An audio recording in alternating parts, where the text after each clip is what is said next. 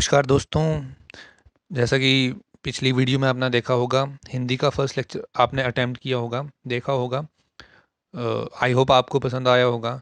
जैसे कि हिंदी के फर्स्ट लेक्चर में हमने देखा कि स्वरों और व्यंजनों को मिलाकर कितने वर्ण बनते हैं, 52। उस समय मैंने वर्ण की जगह पे व्यंजन बोल दिया है, उस मिस्टेक को आप ठीक कर लीजिएगा। तो आप कुल वर्णों की संख्या जो होती है वो 52 होती हैं। ये सब स्वर व्यंजन, व्यंजनों के अंदर स्पर्शी व्यंजन, संयुक्त व्यंजन, अयोगवाह और ऊष्म व्यंजन और अंतःस्थ व्यंजन, ये सब मिलकर 52 व्यंजन और स्वर मिलके 52 वर्ण बनाते हैं। नमस्कार दोस्तों, मेरा नाम नीरज कुमार है और ड्रीम्स वे एकेडमी की तरफ से मैं आपको हिंदी पढ़ा रहा हूँ। और जैसे कि आप लोग जानते ही हैं, हिंदी का फर्स्ट टॉपिक हमने स्टार्ट कर दिया था और उसी टॉपिक को आगे लेके चलते हुए हम शुरुआत करते हैं हिंदी के आज के लेक्चर की। तो आइए करते हैं स्टार्ट। जैसे कि हम पिछले लेक्चर में पढ़ रहे थे हिंदी वर्णमाला।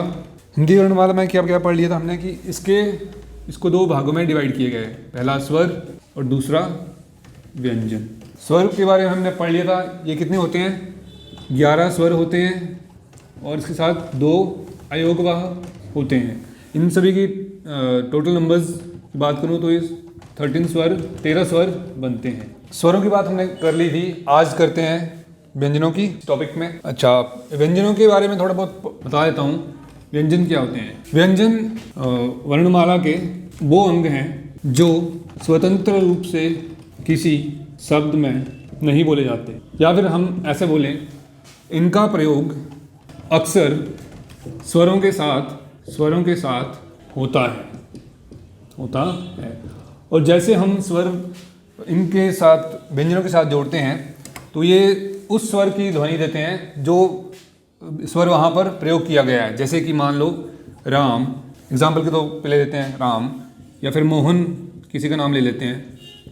तो साथ में अगर राम को हम एक्सप्लेन करें या फिर अक्षरों में तोड़ें, वर्णों में तोड़ें, इसको अलग करें, स्वर और व्यंजन अलग करें, तो कुछ इस तरीके से लिखा जाता है।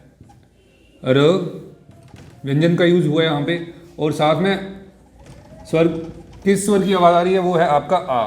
तो आ स्वर यहाँ पर प्रयोग किया गया है। इसके बाद है म, ये भी हलंत होगा।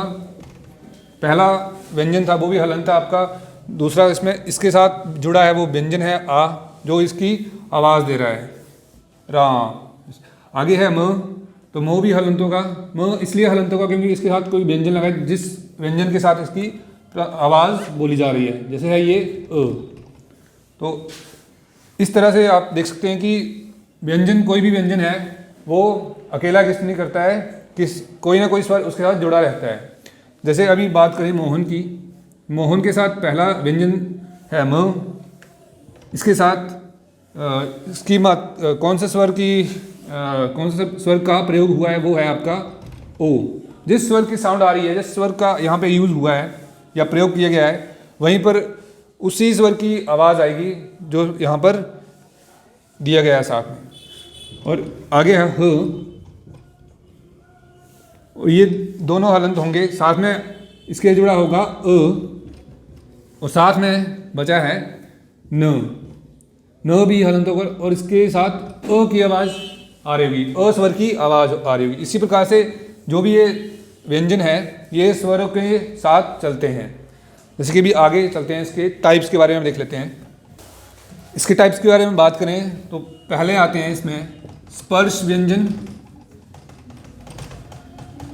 या स्पर्शी व्यंजन बोलते हैं इनको, स्पर्शी व्यंजन। अगर इनके पहले मैं आपको कुछ बताना चाहता हूँ। अगर मैं मान लिया मक्खन लिखा है, अगर आपने मक्खन पढ़ा होगा, से मक्खन लिखते हैं, तो मक्खन के बाद इसके अगर मैं इसको स्वर और व्यंजनों को तोड़ के लिखना चाहूँ तो कुछ ऐसे लिखूँगा, म संधि अ। इस शब्द का इस प्लस लगाने का मतलब है कि ये यहाँ पे संधि हो रही है अक्षरों की।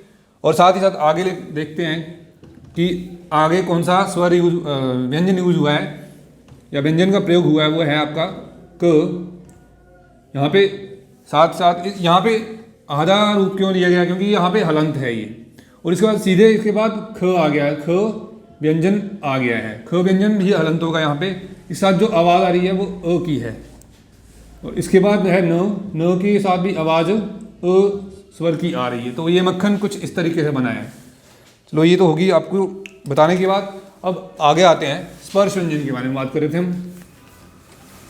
स्पर्श व्यंजन की कितने आपके स्वर व्यंजन है, ये यहाँ आपके 25। कहाँ से कहाँ तक देखना चाहेंगे? पहले क वर्ग, च वर्ग, ट वर्ग, ट वर्ग और प वर्ग। ये कुछ इस तरीके से हैं। इनको मैं एलैबोरेट कर रहा हूँ, एक एक करके लिख रहा हूँ। क, ख, ग, घ, ण, च, छ, ज, झ, य, ट, ठ, ड, ढ और ण, त, थ, द, ध, न, प, फ, ब, भ और म। ये हैं आपके स्पर्श व्यंजन। ये टोटल हैं 25 स्पर्श व्यंजन हैं। देख सकते हैं आप यहाँ से लेके इस तरफ को 5 और इस तरफ को 5। जब भी इसका मल्टीप्लिकेशन करेंगे 5 × 5 25 आते हैं। इनकी कैटेगराइजेशन इस तरीके से की गई है, इनको व्यवस्थित इस तरीके से किया गया है कि आपका जो भी पार्ट जैसे कि बोलते हैं हम उच्चारण स्थान, उसके अकॉर्डिंग इनको बिठाया गया है इस वर्णमाला में, व्यवस्थित ढंग से इनको रखा गया है। अगर बात करें इसके बाद, ये है आपके स्पर्श व्यंजन। इसके बाद आते हैं नंबर 2 अंतःस्थ व्यंजन। अंतःस्थ व्यंजन ये हैं आपके 4। ये कौन कौन से हैं?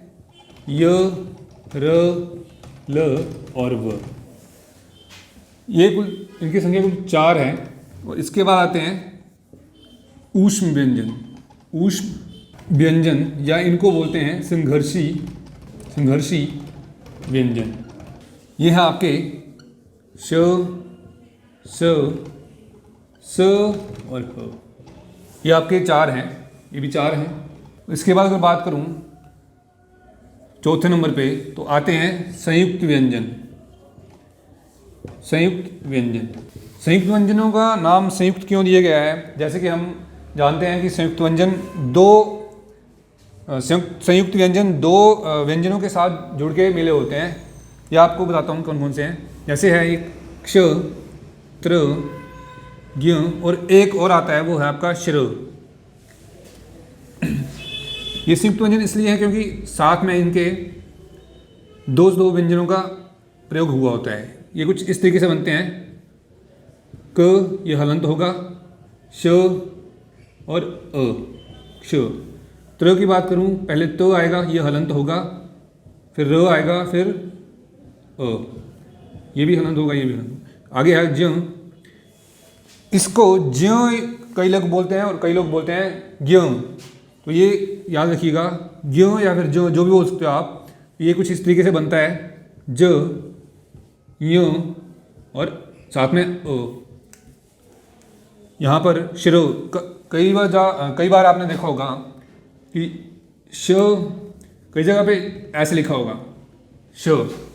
कहाँ पर देखा होगा आपने? मैं आपको एग्जांपल बता ही देता हूँ। श्वेत कुछ इस तरीके से लिखा होगा। तो ये श जो है आपका, ये कुछ इस तरीके से है, प्रयोग किया गया यहाँ पे श। इस श को इस स का रूप दिया गया है, श का।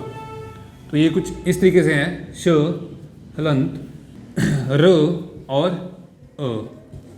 ये कुछ आपके 4 से व्यंजन हैं और हैं, उठा लेता हूँ इनको। उसके बाद 2 और व्यंजन हैं जो कि लोकल लैंग्वेजेस से लिए गए हैं, हमारे देश के लोकल लैंग्वेज से लिए गए हैं और हिंदी में अभी भी प्रयोग किए जा रहे हैं। वो हैं 2, ये ढ और ढ। ये आते हैं उत्क्षिप्त व्यंजन। उत्क्षिप्त व्यंजन तो चलिए इतना आप देख लीजिएगा। इसके बाद नेक्स्ट लेक्चर में आप हम देखेंगे कि कहाँ कहाँ कैसे कैसे इनको उच्चारित किया जाता है। आज की लेक्चर को यहीं पे समाप्त करते हैं। आपको ये लेक्चर पसंद अच्छा लगा हो तो लाइक कर लीजिएगा। ड्रीम्स वे एकेडमी के चैनल को सब्सक्राइब कर लीजिएगा। इस वीडियो को लाइक शेयर और कमेंट जरूर दीजिएगा। अगर इस वीडियो में या फिर पिछली वीडियो में कोई आपको क्वेरी होगी तो आप कमेंट बॉक्स में कमेंट कर सकते हैं और कुछ भी क्वेश्चन पूछ सकते हैं। Thank you.